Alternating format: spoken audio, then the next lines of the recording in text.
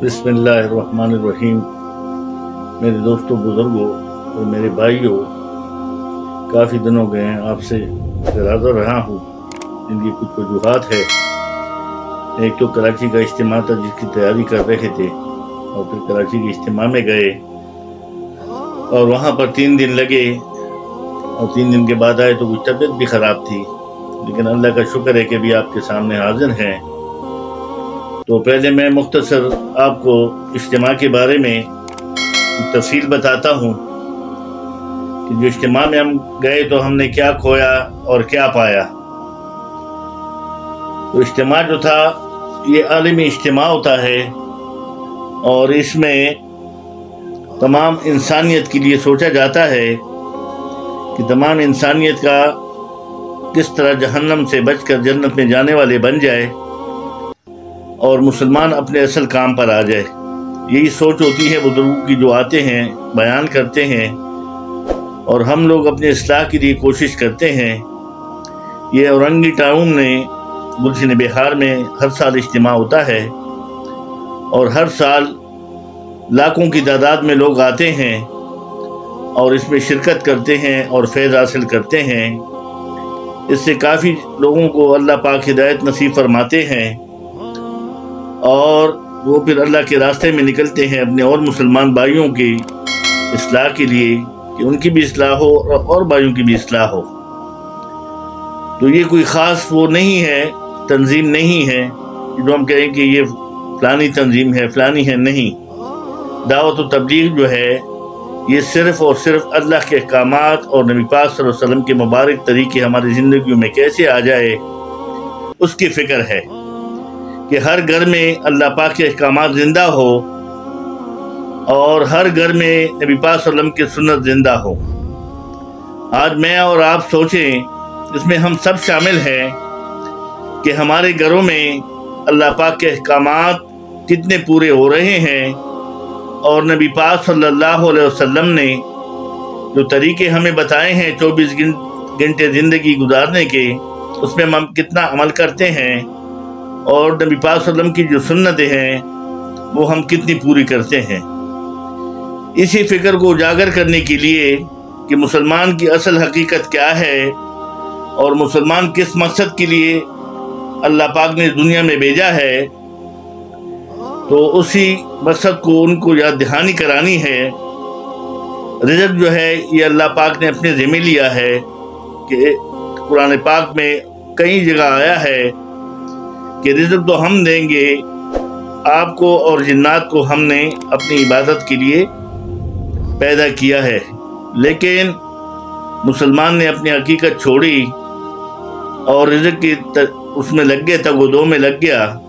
और अल्लाह पाक की इबादत को एक साइड पे रख दिया कि जब हम अपना रिज़्क़ पूरा कर लेंगे और खुशहाल हो जाएंगे, माल हाल हमारे पास आ जाएगा,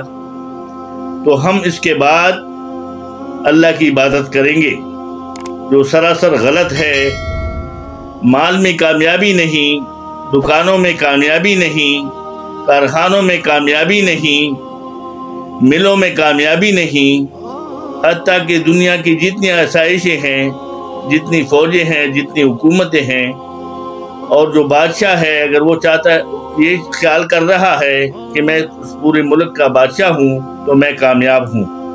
तो ये भी सरासर गलत है। अल्लाह पाक का कानून है और अल्लाह पाक का दीन है कि जो कोई बादशाह हो या फ़कीर हो, अगर बादशाह अल्लाह पाक के अहकामात को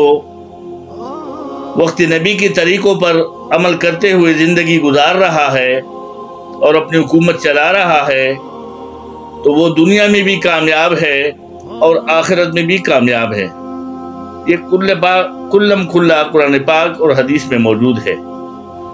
अगर कोई गरीब है, बेकारी है, उसके घर में एक वक्त की रोटी है या नहीं है,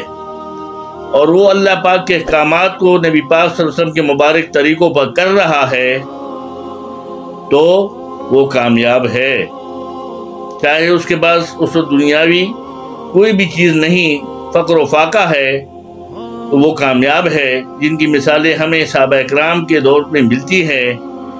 कि कुछ सहाबा बहुत ज़्यादा मालदार थे, اور کچھ صحابہ ایسے بھی تھے جن کے تن پہ 2 کپڑے بھی نہیں ہوتے تھے، ایک ہی کپڑے میں گزارا کرتے تھے، اور وہ جب میلا ہو جاتا تھا تو بالکل تنہائی کسی دوری اپنے گھر میں وہ کپڑا دھو کر پھر پہنتا تھا۔ اور اللہ پاک نے دنیا ہی میں قرآن پاک میں ان کی کامیابی کی سند جاری کر دی کہ میں ان سے راضی ہوں اور یہ مجھ سے راضی ہیں۔ تو میری بات کا اصل مقصد اور عرض یہ ہے کہ جو اجتماع میں بیانات ہوئے، 3 دن کا اجتماع تھا اور ہر روز 4 بیان ہوتے تھے، علماء کرام بڑے بڑے عالم آتے تھے اور بیان کرتے تھے، اور اس بیان میں وہ صرف اور صرف یہی بات سمجھانے کی کوشش کرتے تھے کہ اللہ پاک کے احکامات میں دونوں جہانوں کی کامیابی ہے، اور اللہ کے حکم کے بغیر، اللہ کے ارادے کے بغیر دنیا کی جتنی چیزیں ہیں اس میں ناکامی ہی ناکامی ہے۔ اللہ پاک چاہیں گے تو اس چیز سے جس کو آپ اختیار کر رہے ہیں اس میں کامیابی ہے، اس میں آپ کے لیے کامیابی ہوگی، اور اگر اللہ نہ چاہے، اللہ کی منشا نہ ہو، اور آپ اپنی تدبیریں جتنی بھی آزما لیں، کر لیں، ناکامی آپ کا مقدر ہوگی۔ اللہ پاک نے ہزاروں سال پہلے جو بادشاہ گزرے ان کی مثالیں ہمارے سامنے موجود ہے۔ فرعون ہے، نمرود ہے، شداد ہے، جو بڑے بڑے بادشاہ تھے، اور نمرود کی پوری دنیا پر حکومت تھی، لیکن اللہ پاک کے احکامات نہیں تھے، اللہ پاک کو اس نے نہیں مانا،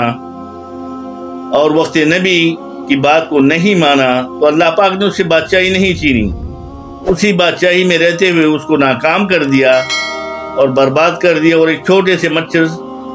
کو اس پر مسلط کر دیا، وہ بھی لنگڑا مچھر، اس سے اس کی موت واقع ہو گئی۔ تو ہمیں نتیجہ یہ ملتا ہے کہ کامیابی جو ہے یہ اللہ پاک کے احکامات پورے کرنے میں ہے، اور وقت نبی کی بات کو مانتے ہوئے، اس کے طریقوں پہ چلتے ہوئے ہم دونوں جہانوں میں کامیاب ہو سکتے ہیں۔ تو یہ بزرگ حضرات بھی یہی ہمیں سمجھاتے ہیں کہ بھئی ہم جس مقصد کے لیے دنیا میں آئے ہیں، یہ تھوڑی سی زندگی ہے۔ آج کل کی انسان کی 50، 60، 70 اور 80 کے بعد تو انسان کسی کام کا ہی نہیں رہتا۔ تو یہ 50-60 سال کی جو زندگی ہے، اس میں سے 10 سال بچپنے کی نکال دو، 40-50 سال بچتی ہے، پھر جوانی ہے، 8-10 سال 15 سال تعلیم کے لیے نکال دو، تو اصل جو زندگی ہمارے پاس سمجھنے کی اور احکامات پورا کرنے کے لیے بچتی ہے، وہ چند ہی سال ہے، 20 یا 30 سال۔ اب اس میں ہم اللہ کو راضی کر لیں، اس میں جب شادی بھی کرتے ہیں، ہمارے بچے بھی ہوتے ہیں، تو ہمارے پاس ایک زندگی، واضح زندگی آ جاتی ہے۔ اب ہم اس زندگی کو اللہ پاک کے احکامات اور نبی پاک صلی اللہ علیہ وسلم کے مبارک طریقوں پر کیسے چلائیں گے؟ قرآن و حدیث بھی موجود ہے، علماء کرام سے بھی ہم سنتے ہیں، تو ہم اس کو فالو کریں، اور انشاءاللہ جو بھی اس پر عمل کرے گا، ان طریقوں پر کہ اللہ کے احکامات اور نبی پاک صلی اللہ علیہ وسلم کے مبارک طریقے میری زندگی میں اور میرے گھر والوں کی زندگی میں، میرے بچوں کی زندگی میں، میری بچیوں کی زندگی میں، میرے محلے والوں کی زندگی میں، میرے علاقے والوں کی زندگی میں، اور میرے ملک والوں کی زندگی میں، اور پورے عالم کے انسانوں کی زندگی میں کس طرح آئے گا، اس کی فکر کرے، تو اللہ پاک سب سے پہلے اس کو توفیق دے گا کہ اس کی زندگی میں یہ اعمال آ جائیں گے، اور اسی طریقوں میں رہتے ہوئے وہ دونوں جہانوں میں کامیاب ہو جائے گا۔ اس کو خود نظر آئے گا کہ اس کو جو اثرات ہے وہ خود نظر آئیں گے کہ میں نے اللہ پاک کے احکامات کو نبی پاک صلی اللہ علیہ وسلم کے مبارک طریقے پہ جو کیے ہیں، تو انشاءاللہ اللہ مجھے کامیاب کرے گا۔ تو میرے دوستوں بزرگوں، یہ بزرگ جو ریون کے آتے ہیں یا انڈیا سے جو آتے ہیں، وہ ہمیں یہی سمجھاتے ہیں کہ ہم نے جو کلمہ پڑھا ہے کہ لا الہ الا اللہ محمد الرسول اللہ، تو اس کلمے کا معنی یہ ہے کہ اللہ کے سوا کوئی عبادت کے لائق نہیں، اور محمد رسول اللہ صلی اللہ علیہ وسلم اللہ کے نبی اور رسول ہیں، اور خاتم الانبیاء ہیں کہ نبی پاک صلی اللہ علیہ وسلم کے بعد کوئی نبی نہیں آئے گا۔ اب نبیوں والا کام، پہلے سلسلہ نبی کے بعد نبی آتا تھا، لیکن اب چونکہ نبیوں کا سلسلہ ختم ہو گیا اور نبی پاک صلی اللہ علیہ وسلم آخری نبی ہے، تو اللہ پاک نے اس امت کو یہ نبی والا کام دے دیا کہ تم بہترین امت ہو۔ قرآن پاک کے اندر موجود ہے کہ تم ایک بہترین امت ہو، تمہیں لوگوں کی بھلائی کے لیے نکالا گیا ہے کہ تم بھلائی کا حکم کرتے ہو اور برے کاموں سے روکتے ہو۔ تو میرے دوستو بزرگوں، ہم نے اس پر عمل کرنا ہے، خود بھی اپنے گھر میں اپنے بچوں، اپنے خواتین پر اس پہ عمل کروانا ہے، اور پوری محنت کرنی ہے کہ میرے محلے کے اندر، جیسے میرے محلے کے اندر لوگ ہوتے ہیں، کافی لوگ ہوتے ہیں جو اذان سنتے ہیں لیکن نماز کے لیے نہیں جاتے، قرآن پاک کی تلاوت نہیں کرتے، اور باقی جو فرائض ہے ان کو بھی پوری طریقے سے نہیں کرتے۔ تو ہماری کوشش یہ ہے بھائی کہ سب سے پہلے ہم ان کو مسجد کے اندر لے چلیں، مسجد میں لے جائیں کہ وہ 5 وقت کا نمازی بن جائے، پیار و محبت سے اس کو ترغیب دیں کہ بھائی آؤ چلتے ہیں، اذان ہو گئی، اللہ پاک کا بلاوا آ گیا، بلانے والے نے بلا لیا کہ اللہ اکبر، اللہ اکبر، اللہ سب سے بڑا ہے اور اس کے سوا کوئی عبادت کے لائق نہیں، اور کہہ رہا ہے کہ حی علی الصلاۃ، حی علی الصلاۃ، بلائی کی طرف آؤ، بلائی کی طرف آؤ، حی علی الفلاح، حی علی الفلاح، یعنی نماز کی طرف بلاتا ہے اور بلائی کی طرف بلاتا ہے کہ بلائی کی طرف آ جاؤ، اسی بھی تمہارا نجات ہے۔ تو میرے دوستو بزرگوں، ہمیں بھی چاہیے کہ ہم اپنی زندگی، یہ جو تھوڑی سی زندگی کے اللہ پاک کے احکامات پر گزاریں اور نبی پاک صلی اللہ علیہ وسلم کے مبارک طریقوں پر اپنی 24 گھنٹے کی زندگی لانے کی کوشش کریں، جو بہت مشکل ہے، لیکن ہم کوشش کریں گے۔ انسان کا کام کوشش کرنا ہے، اللہ پاک سے مانگنا ہے، توفیق اللہ پاک دینے والے ہیں۔ آپ کے اخلاص، آپ کی محبت کو دیکھیں گے تو اللہ پاک آپ کو توفیق دے گا، آپ کے بچوں کو توفیق دے گا، آپ کے خواتین کو توفیق دے گا۔ تو میرے دوستو بزرگوں، اجتماع کا تو 3 دن کے اگر میں آپ کو جو خلاصے ہیں علماء کرام کے بیانوں کے بتاتا رہوں تو کہیں گھنٹے لگ جائیں گے اس میں، لیکن مختصر خلاصہ یہ ہے کہ بھائی جو اجتماع کا نچوڑ تھا، اس میں ان حضرات نے تمام مسلمانوں پر زور دیا ہے کہ ہم اللہ پاک کے احکامات کو مانیں اور نبی پاک صلی اللہ علیہ وسلم کے مبارک طریقوں کو اپنی زندگی میں لائیں، اور ہمارے جتنے بٹکے ہوئے مسلمان بھائی ہیں جو اللہ سے ناراض ہے، کسی وجہ سے مسجدوں میں نہیں آ رہے، ان کو منائیں، اور کئی مرتبہ ان کے پاس جائیں، ان کو منائیں، اللہ پاک سے ان کا صلح کرائیں، اور پھر محنت کریں۔ غیر ملکوں میں، بہت سارے ملکوں میں لوگ مر رہے ہیں، جہنم میں جا رہے ہیں کافر، تو بھئی یہ ہمارے ذمے ہے کہ ہم ان تک پہنچے۔ اگر میں خود نہیں جاتا، کسی ساتھی کو تیار کر لوں اور اللہ پاک نے اس کو قبول کر لیا اور وہ باہر ملک چلا گیا، اگر وہ 2 مہینے 3 مہینے جتنا بھی اس کا وقت ہوگا اس میں محنت کرے گا، 2 4 6 10 کافر اگر کلمہ پڑھ لیں گے، مسلمان ہو جائیں گے، اللہ پاک کے احکامات کو نبی پاک صلی اللہ علیہ وسلم کے مبارک طریقوں پر کرنے والے بن جائیں گے، تو ہمارے لیے یہی بہت ہے۔ ایک نماز پڑھے گا اور اس کی وہ نماز قبول ہوگی تو ہمارے آخرت کے لیے ایک نماز بھی کافی ہے۔ اللہ پاک تو اخلاص کو دیکھتا ہے، ویسے تو شیطان نے آسمانوں پر کتنی عبادت کی سب کو معلوم ہے، لیکن ہم عاجزی کے ساتھ اس محنت کو کرنے والے بن جائے تو انشاءاللہ کامیابی ہمارے لیے بھی ہوگی۔ اللہ پاک سے امید ہے اور اللہ پاک نے اس پہ وعدے رکھے ہیں۔ تو میرا عرض یہ ہے کہ جتنے 3 دن میں ہم نے بیان سنے اس میں یہی نچوڑتا کہ میں اپنے زندگیوں کو بدلے۔ یہ جو حالات آج کل آئے ہوئے ہیں یہ صرف ہماری وجہ سے ہیں کہ ہم نے اللہ پاک کے احکامات کو چھوڑا ہوا ہے اور نبی پاک صلی اللہ علیہ وسلم کے مبارک طریقوں کو چھوڑا ہوا ہے۔ تو یہ حالات جو مہنگائی کے ہیں، بدامنی کے ہیں، یہ اوپر سے سارے فیصلے ہوتے ہیں۔ جیسے مخلوق اعمال کرتی ہے ویسے ہی اللہ پاک ان کے لیے فیصلے اور حالات اتارتے ہیں۔ یہ پکی اور ٹکی بات ہے کہ جیسے زمین پر